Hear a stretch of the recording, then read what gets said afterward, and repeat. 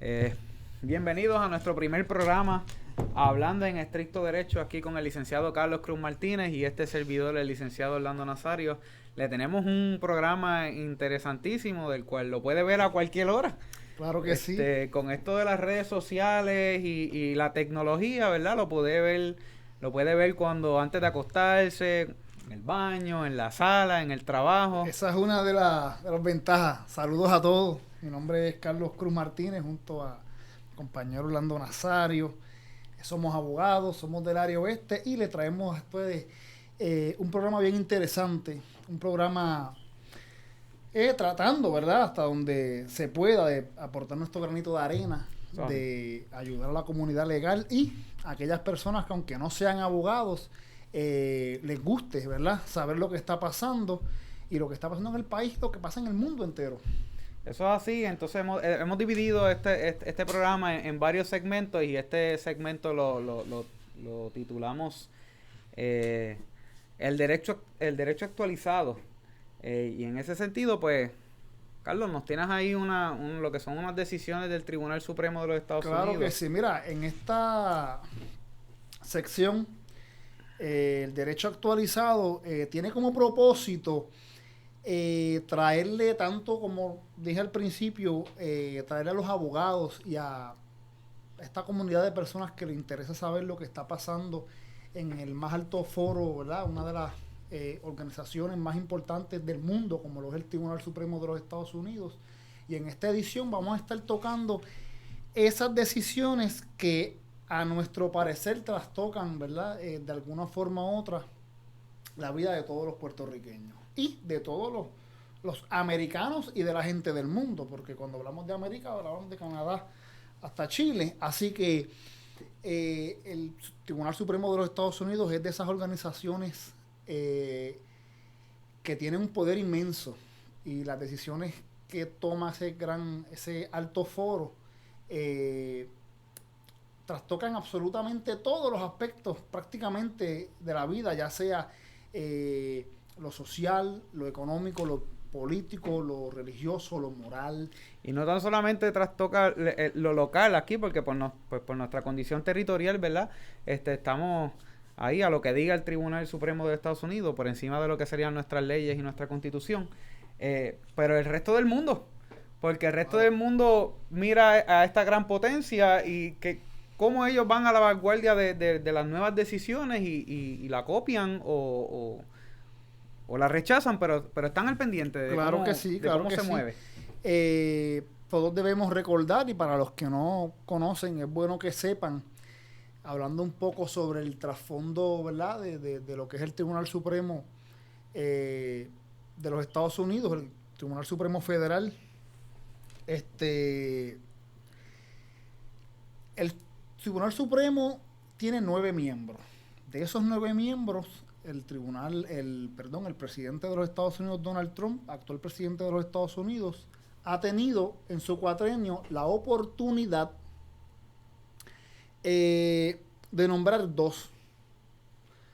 El juez Kavanaugh y el juez Gorsuch, o como se pronuncie, son dos jueces de derecha, como se dice Sí, conservadores, porque Trump no conservadores. va a nominarle, No va a nombrar no va a liberales nombrar ahí ni nadie de izquierda, ¿verdad?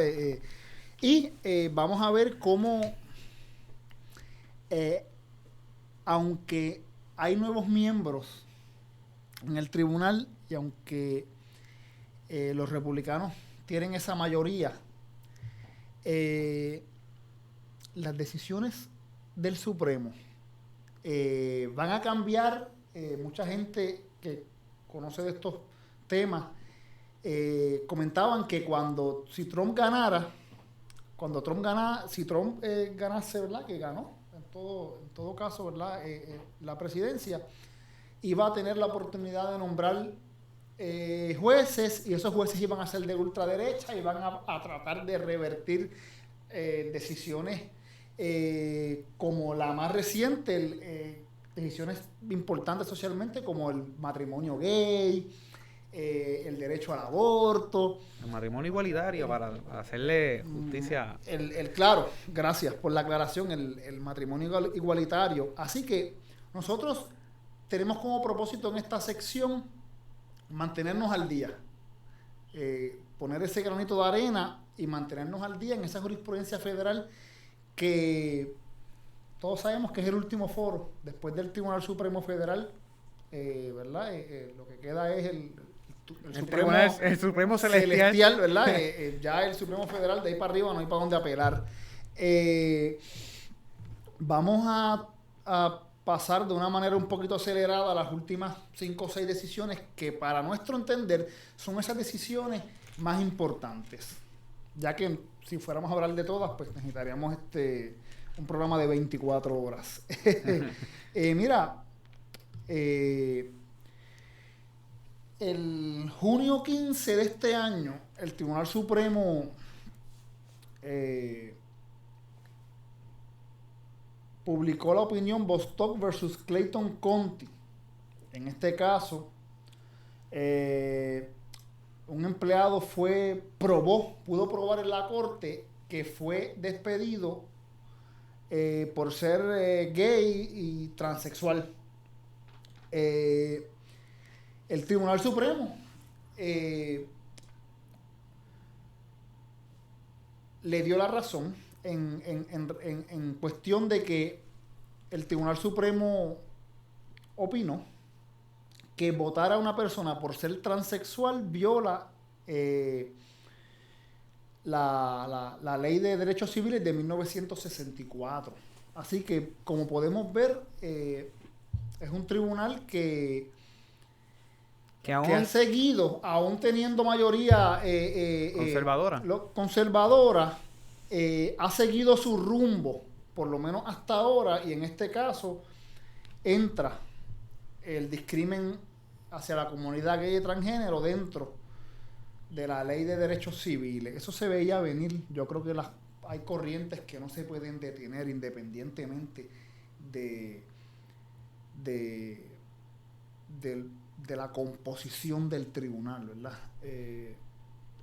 Aunque, ¿verdad? De cualquier manera se escapa un ratón. Como vamos evolucionando como sociedad y hay que aceptar Claro. la diversidad de opiniones y de ideas Claro. y entre más derechos de las personas se vayan reconociendo, pues vamos a tener una sana convivencia. Claro, y no, ¿verdad? Es un tema un poquito trillado, pero siempre vale la pena recordar que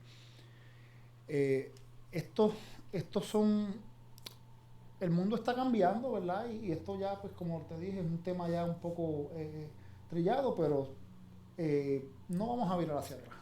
Ya el mundo reconoce la igualdad, ¿verdad? La igualdad de pensamiento, y aunque todavía quedan unas remembranzas de ese pasado homofóbico y eso, pues... Son los menos.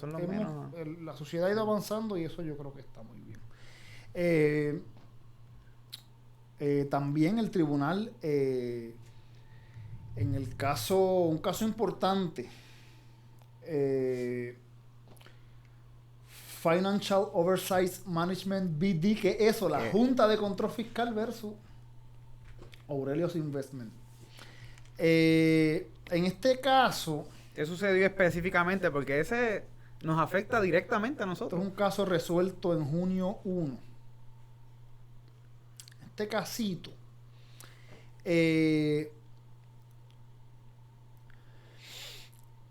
habla sobre lo que es, ¿verdad?, promesa. En este caso, un grupo de investments, inversionistas, ¿verdad?, dueños de bonos, y una unión de empleados demanda porque dicen que el nombramiento de esos miembros de la Junta de Control Fiscal son inconstitucionales. Y para aquellos que nos están viendo y tengan un poquito, ¿verdad?, de qué es lo que está sucediendo aquí, fue que cuando se hacen los nombramientos y se crea esta Junta de Control Fiscal, obviamente la Junta de Control Fiscal empieza a hacer sus movidas para lo que es la reestructuración de la deuda de Puerto Rico. Y entonces, claro, va a llegar unos momentos donde esos movimientos que está haciendo la Junta no le conviene a un cierto sector. Y entonces, pues, ¿qué van a atacar ellos? Pues ellos van a atacar la constitucionalidad de lo que es la Junta o los miembros que componen esa Junta. Y en esa línea es que va ese caso. Y lo que a ciencia cierta lo que ellos plantean es que esos nombramientos que hizo Obama fueron unos nombramientos que no pasaron por la cláusula de nombramiento de la Constitución norteamericana, que es que esos nombramientos federales tienen que pasar por el consentimiento, consejo y consentimiento del Congreso. Del Senado. Del Senado, sí. Entonces, esto no pasó así. Y ahí es que el tribunal entra en este análisis de lo que es Puerto Rico, de esa lucha existencial que tiene el Supremo, tanto de aquí como el Supremo Federal, para hablar de lo que es Puerto Rico, ¿verdad? Y cuando hablamos con un extranjero y te preguntan, ¿y qué es Puerto Rico? Yo le digo, pues mira, pues ayúdame tú. Yo te voy a decir lo que hay. Bueno, por lo menos los casos insulares dicen que nosotros pertenecemos pero no somos parte de. Somos parte de, claro. Entonces, pues somos un territorio, como todos sabemos, bajo los poderes bajo la cláusula, ¿verdad?, territorial de los Estados Unidos, de la Constitución de Estados Unidos, que es que el Congreso puede tener el pleno dominio sobre los territorios y nosotros somos un territorio, o sea que el Congreso es el que puede. Claro. El Tribunal Supremo en este caso deniega, ¿verdad? Y mantiene la Junta de Control Fiscal alegando que estos nombramientos que hace el Ejecutivo de los Estados Unidos los puede hacer sin pasar por la cláusula de nombramiento, porque son y ahí es que el Supremo entra en el análisis de lo que hacen estos miembros. Estos miembros trabajan cosas locales, es lo que dice el Supremo. Estos miembros no son unos miembros que necesitan pasar por ese consejo y consentimiento del Senado,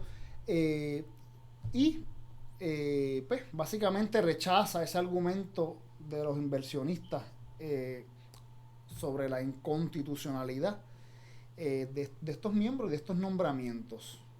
Así que, pues, ahora mismo estamos en esa incertidumbre, ya que sabemos que a Trump le toca nombrar. No sabemos si de aquí a que se acabe el año y su mandato, si es que acaba ahora en noviembre, qué es lo que va a pasar con eso, pero por lo menos la manera en la que se nombraron esas personas, según el Tribunal Supremo, es completamente legal y constitucional.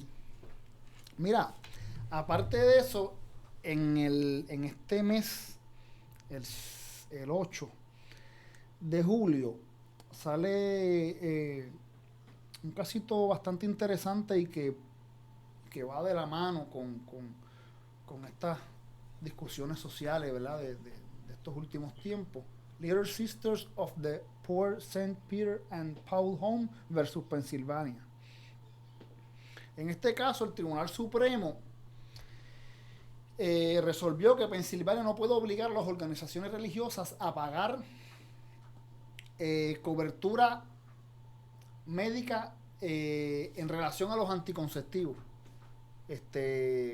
O sea que las organizaciones religiosas se pueden negar a incluir dentro del plan médico aquella cobertura de anticonceptivos.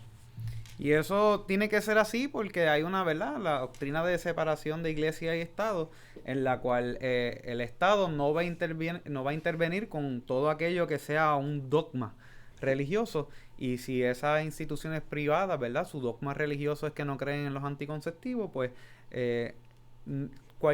ellos pueden en ese caso, ¿verdad?, si desean no pagarlos porque es parte de su dogma, y ahí el Estado no va a intervenir con el dogma. Pero mira, es para que ¿verdad? Vean cómo temas que, si usted me pregunta a mí como abogado, ¿qué pasaría si yo llevo esto al tribunal? Pues la contestación sería, que la podemos contestar como una oración, y es que hay una separación de iglesia y Estado.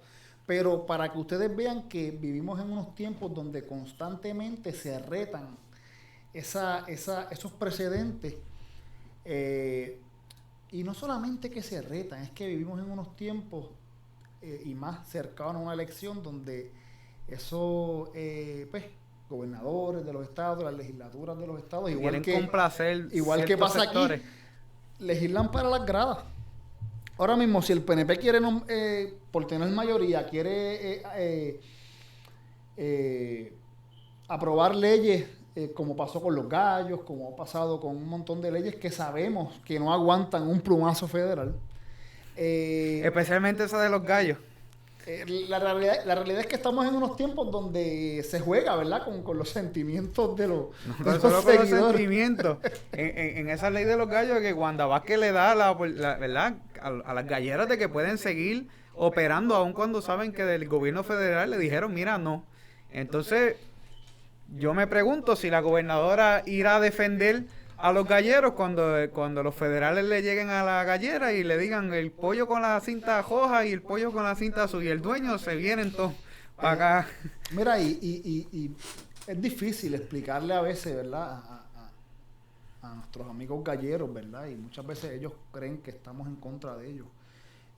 Y no, es que simplemente hay un precedente federal de información y en el escalafón del poder judicial en ese orden constitucional. Las decisiones del Tribunal Supremo mandan sobre absolutamente todo lo que digamos aquí y de todo lo que diga cualquier persona en cualquier estado. Yo creo que a la gente le gusta que le digan lo que quieren escuchar. Y entonces, pues hay en algunos casos donde lo que tú quieres escuchar no es lo que es. Y unas veces de buena fe uno lo hace, ¿verdad? Para tratar de orientarlo y decirle, mira, esto no lo puedes hacer. Tenemos a ver. Mira, ¿qué tenemos ahí más adelante? Pues sí, definitivamente es una pena, ¿verdad? Que se juegue con los sentimientos de la gente y con la percepción que tiene la gente sobre el candidato. No tanto con la percepción, es cómo tú juegas con la ignorancia, y me refiero en el término correcto de la palabra ignorancia, que es el desconocimiento del pueblo, porque tú como líder, tú tienes que decirle al pueblo y ilustrarlos de manera correcta, y entonces aprovecharte de ese desconocimiento como pueblo para tú llegar a tus fines políticos, pues eso, ¿verdad?, deja mucho que decir. Mira, y por último, un casito que es la mar de interesante.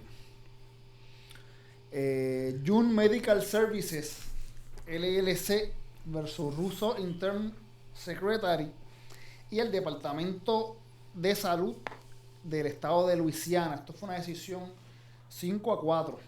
Que fue reñida. El juez ponente, el juez Breyer, juez nombrado por presidente demócrata, un juez que izquierda.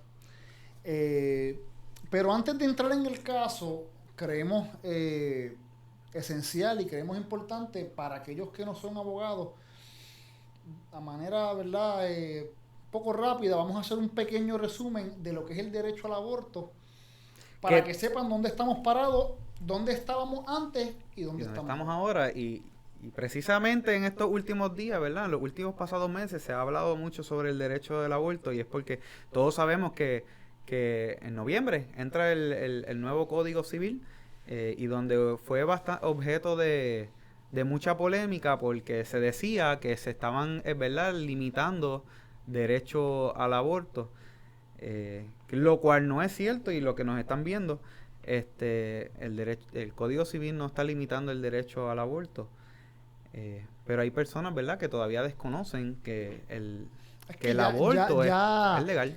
Habían unos borradores por ahí, había una campaña ya preparada para por si eso pasaba, es lo que yo puedo entender. Y la realidad es que, como dijimos ahorita, el Código Civil de Puerto Rico puede expresamente, expresamente puede decir el aborto es completamente ilegal. ¿Y qué valor tiene eso en el Código Civil? Lo mismo que pudiera tener el papel usado. Porque sabemos que ya la Corte Suprema de los Estados Unidos, y ahí es que vamos al trasfondo, en el caso de Roe versus Wade, ¿verdad? En el 1973, Claro que sí. es que el Tribunal de los Estados Unidos reconoce como base principal Pero, que el derecho a la intimidad de la mujer es tan amplio que ella puede decidir si quiere o no quiere ser madre. antes de eso, para que la gente conozca un poquito qué pasó antes de Roe vs. Wade, antes del 1973 cada estado tenía una legislación en relación al aborto. Habían estados como Texas que tenían una legislación donde prohibía el aborto. Habían estados donde las regulaciones eran intermedias y habían estados donde se... Pero básicamente la mayor parte de los estados, si no todos, Claro. el aborto era ilegal. Claro, tenían unas restricciones. De la única manera que se pudiera realizar el aborto era que hubiera un peligro inminente a la vida de la mujer. ¿No? Y pues claro, aquellos había mucha gente que se viajaba a otro estado a hacerse, ¿verdad? El aborto y luego viraban a su estado. Y eso pues eran prácticas que sucedían hasta 1973. Hasta que llegó en 1973, que entró entonces lo que sería el caso de Roe versus Wade, que ya lo explicamos. Y posteriormente a eso, el próximo caso... Entonces, Roe versus Wade hablaba sobre los trimestres. Sobre los trimestres, que el Estado no podía intervenir si una mujer quería practicarse el aborto durante los primeros 1 o 2 trimestres y después sí lo podía hacer. Luego de eso, para el 1992... Al revés, en los primeros 2 trimestres se podía, en el tercer trimestre pues ya no se podía. O sea, lo que se podía era hacer el aborto, lo que no podía era... de otra manera dicho, es que el Estado no podía intervenir. Claro. Ya entonces en el 1992, en el caso de Parenthood versus Casey, ¿cómo es? Parenthood versus Casey. Southeastern Pennsylvania versus Casey.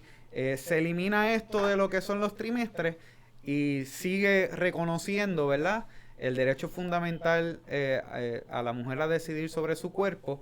Pero ahora dicen que el Estado puede intervenir en esto del derecho de regular sobre el aborto hasta tanto exista una viabilidad del feto. ¿Y qué quiere decir esto? Es que una vez el feto sea viable, el Estado podía legislar sobre ese feto. Claro. Pero que también tenía como una especie, tiene una tranquilla porque dice, el Estado sí puede ¿cómo se dice? A modo de excepción. A modo de excepción que la salud o la vida de la madre estuvieran en peligro. Y entonces ahí es que entra ese concepto de salud. ¿Qué abarca salud? Porque ciertamente la salud emocional es parte de la salud. Claro, sí. Ese concepto es demasiado amplio, entonces no hay ese ¿cuál es el estándar? Claro, esto a favor de la mujer, al derecho de la mujer a decidir lo que hace con su cuerpo, ¿verdad? Y esto es algo que hay que explicarlo, porque por alguna razón ha emigrado a Puerto Rico y a Estados Unidos esa idea de que en Estados Unidos y en Puerto Rico no se puede abortar. Cuando es básicamente todo lo contrario. Cuando es todo lo contrario, ¿verdad? Y a veces uno ve consignas y ve esas cosas y uno se ríe porque uno dice, mira, el Estado de Derecho permite, ¿verdad? Ese tipo de prácticas aquí. Y así que, pues, obviamente, yo le digo a todo el mundo que hay que ver lo que hay detrás. Que hay detrás de esa promoción. Pues, oye, el internet está bien barato en estos días y el Google también. Usted haga su investigación a ver qué está detrás de eso, ¿verdad? Y de esos reclamos, ¿verdad? No vamos a entrar en eso porque no es lo que nos interesa, ¿verdad? Que de aquí es que entonces siguen surgiendo casos de esto, y es que en este caso viene a decir que siempre y cuando no se le pongan una carga excesiva, el Estado puede legislar para de modo orientar a las mujeres y de otra manera, ¿verdad? Que pues tengan esta política pública de que no No, no lleguen al aborto. Y es como hablábamos ahorita, ese concepto de carga excesiva no es un concepto que está en la Constitución, no es un concepto creado, ¿verdad?, por el Supremo para de ese modo hablar sobre ese montón de maneras que tiene el Estado para coartar el derecho al aborto, y vemos, como vamos a hablar en el caso a continuación, todas esas maneras tan creativas que tienen los estados donde dominan los conservadores,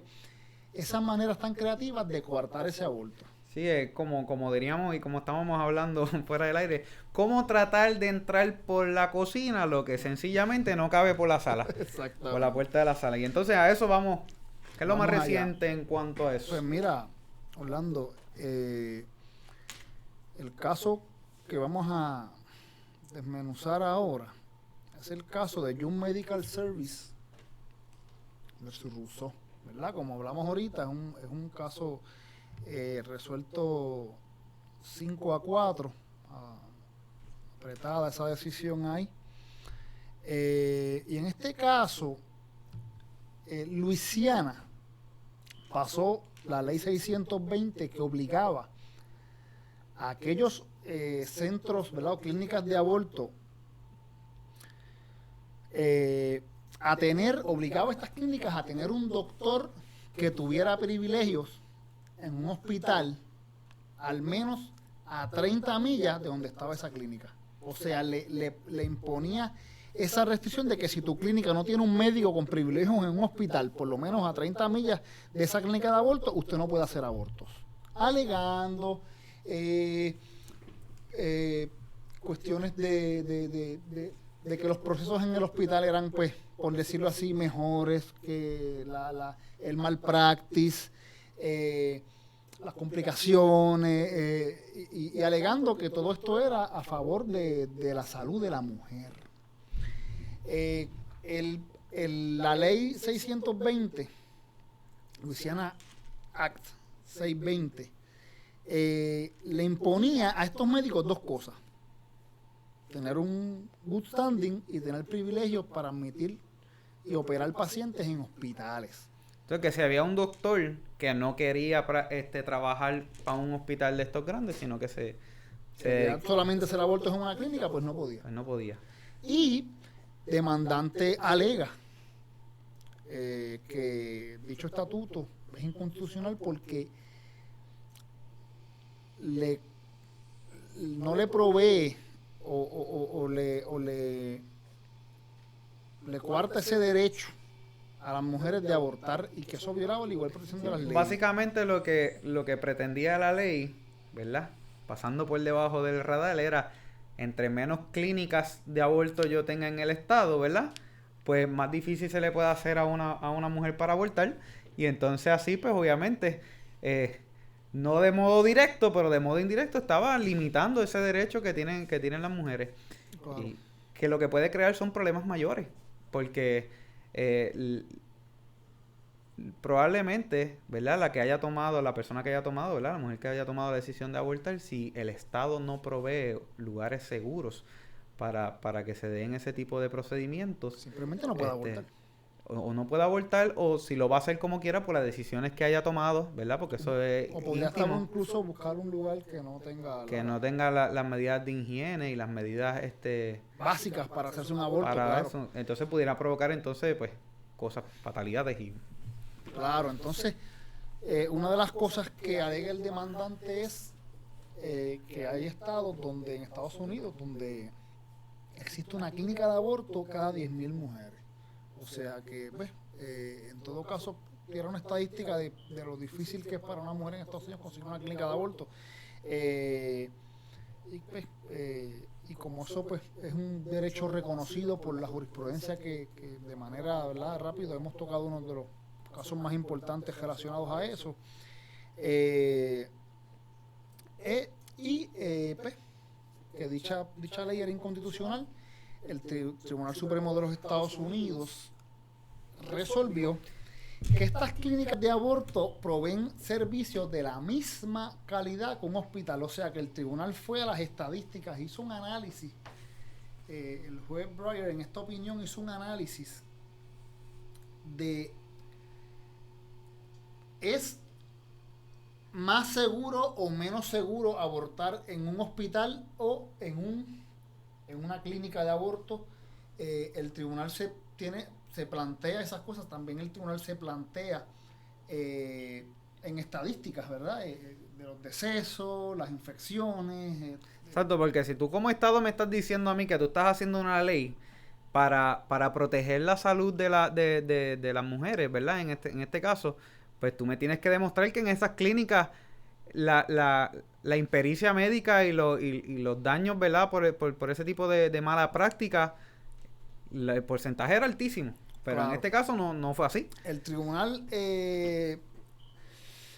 pues llega a la conclusión de que no es cierto que el pretexto de la ley era salvar la vida de la mujer y promover, ¿verdad?, la salud de la mujer. En este caso no era cierto, ya que usted tiene el mismo por ciento o la probabilidad de un malpractice, sea en una clínica o sea en un hospital. Y también el tribunal entra en el detalle de que esta ley me va a asegurar de que es más seguro para la mujer, es bueno para la mujer. El tribunal dice, mira, no, hemos llegado a la conclusión que esta ley lo que hace es que entorpece ese derecho de abortar en vez de crear unas condiciones más seguras para la mujer. Y es como estamos viendo, esto es una ley que mira, de la baqueta, usted sabe que lo que va a salir ahí es una ley inconstitucional. Lo que pasa es que estamos en tiempo, ¿verdad?, de elecciones, estos son movidas políticas. Y sumamente porque después la culpa, ¿quién la tiene? Porque para sus seguidores el político le dice, bueno, yo la aprobé, pero el Supremo me la declaró inconstitucional. A grosso modo, es lo mismo que pasa aquí en Puerto Rico, lo que hablamos ahorita, ¿verdad? Esa legislación para las gradas, esa legislación para atraer ese público sí, votante. Para tener contento, ¿verdad?, a cierta parte de la población que son ignorantes, porque como hablamos ahorita, la primera semana de la escuela de Derecho te enseñan a ti que la ley de Puerto Rico y la ley de cualquier estado no va por encima ni siquiera de una ordenanza, ni siquiera... Es más, una ordenanza norteamericana tiene más poder que una constitución. O sea, un reglamento americano federal va por encima de la constitución de cualquier estado de los Estados Unidos. Así que, y esto la gobernadora lo sabe, claro, ex secretaria de Justicia, ex procuradora, ex fiscal, nada, es para que, ¿verdad? Bueno, pero ya estamos aquí, entonces... Así que, en la disidente, hay una disidente, la disidente en este caso alega que la mayoría no vio que esta ley procura el mejor bienestar de la mujer. Y pues como hablamos ahorita, pues es que cuando uno lo escucha de primera instancia, aparenta. Pero en ese análisis empírico. Pero cuando pegas ¿verdad? Cuando empiezas a buscar números y estadísticas, te das cuenta que no lo que se ve no es lo que es. Claro, y es que, oye, es que en este tiempo en que vivimos,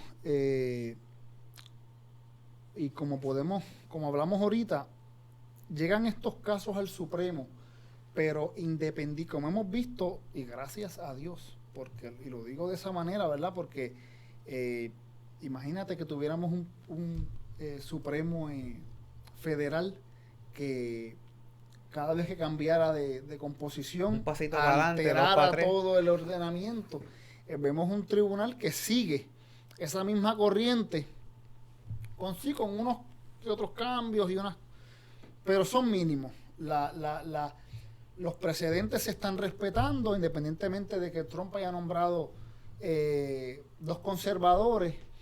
El derecho al aborto se sigue respetando.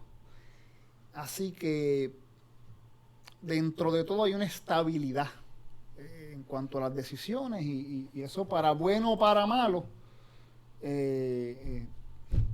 ciertamente da cierta uniformidad al análisis del derecho y de las últimas decisiones. Bueno, y eso es lo que hemos tenido preparado, ¿verdad? Para nuestro público en el día de hoy. Claro que sí. Espero que les haya gustado. Y vamos a seguir creando más contenido. Tenemos otros 2 segmentos. El próximo va a ser... Queremos darle las gracias a todas aquellas personas que han tomado de su tiempo para poder compartir un rato con nosotros. Y sigan pendientes porque vamos a continuar haciendo estos resúmenes. De mucho más. Claro que sí. Así que será hasta el próximo segmento.